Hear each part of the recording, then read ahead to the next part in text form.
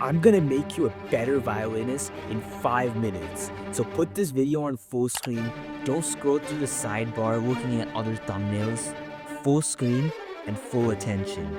I've been playing violin for nearly a decade, and there are a few select actions which got me 80% of the results I have now. So if you follow them as well, you will make faster progress than everyone else. The first action is to create systems so that you practice when you say you're supposed to.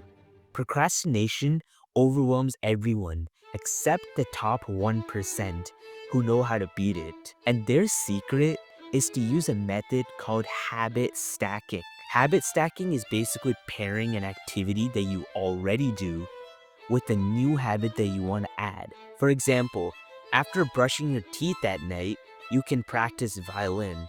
You are clubbing a habit that you already do with a habit that you want to do.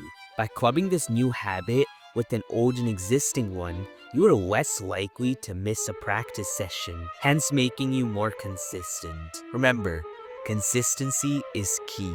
The second action to take is to master the basics. The basics consist of 3 parts: posture, intonation, and bow technique. Here's a checklist on how to improve your posture while playing. Stand tall by keeping your back straight but relaxed, with shoulders down and not hunched. Distribute the weight evenly between both feet, shoulder width apart, and avoid leaning. Keep your head upright with a slight tilt toward the violin. Avoid craning your neck forward.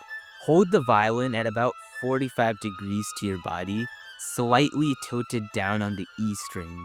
Make sure your left wrist is straight, not bent or collapsed, and rest your thumb gently against the neck of the violin without squeezing it. Oh, I did that one a lot. Maintain a consistent angle with the violin and don't let the violin droop. If you can do all of those, your posture is probably good already. Okay, now intonation. The answer is always the same. Scales, scales, scales. But everyone does their scales wrong. Most people just play through their scales and say that they're done. That's not the way you want to do it. You have to really listen to each note and make sure it's accurate. And you want to adjust your fingers when it's out of tune until you hear the note ring. To make your scales easier, you can use a tuning app.